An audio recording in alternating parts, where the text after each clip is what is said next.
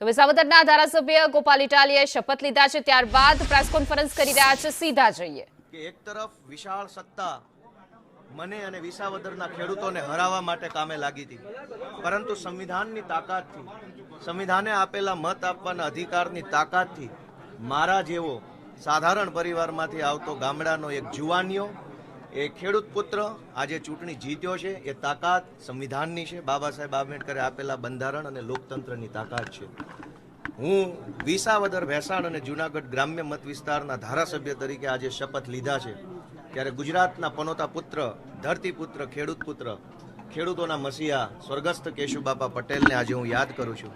કારણ કે ધારાસભ્ય બનવું એ અલગ વાત છે, પરંતુ કેશુબાપા જેવા, કુરજી બાપા જેવા, પોપટ બાપા જેવા અનેક એવા આગેવાનો જેણે વિસાવદર વિધાનસભાનું નેતૃત્વ કર્યું છે, રત્ના બાપા ઠુમર જેવા, એ બધાય સ્વર્ગસ્થ વડીલો, જે હયાત છે વડીલો, તમામ વડીલોને હું યાદ કરું છું, એમને નમન કરું છું. અને એમણે ચિતરેલા ચીલા ઉપર, એમની કેડી ઉપર હું સારી રીતે ચાલી શકું, ગુજરાતના ખેડૂતો, ગુજરાતના ગામડાઓની સેવા કરી શકું, એ માટે હું આજે સંકલ્પબદ્ધ થયો છું. દોસ્તો, આજે આ શપથવિધિ જે છે એ માત્ર એક ધારાસભ્ય તરીકેના શપથ નથી. આ શપથ લીધા છે ગુજરાતને ભ્રષ્ટાચારમાંથી મુક્ત કરાવવાના, ગુજરાતની અંદરથી તાનાશાહી હટાવવાના શપથ લીધા છે.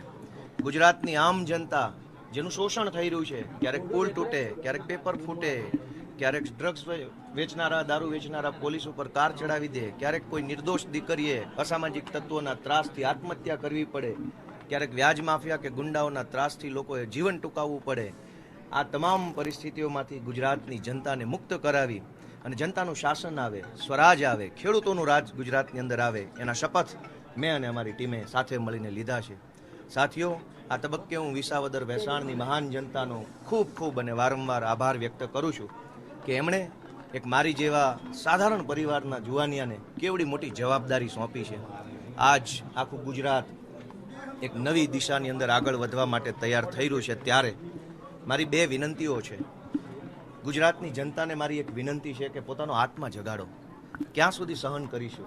ક્યાં સુધી આ બધું ચલાવી લઈશું? રોજ ઉઠીને અત્યાચારો થાય છે, અન્યાયો થાય છે, લોકો બેમોત મરે છે. ક્યાંક અગ્નિકાંડમાં લોકો બેમોત મરે છે, ક્યાંક લઠ્ઠાકાંડમાં મરે છે, ક્યાંક પુલ તૂટેને મરે છે, ક્યાંક બોટ ઊંધી વળે ને ડૂબીને આપણા દીકરાઓ મરી જાય છે. આ બધો જ અન્યાય અને અત્યાચાર આપણે શા માટે સહન કરીએ છીએ અને ક્યાં સુધી સહન કરીશું?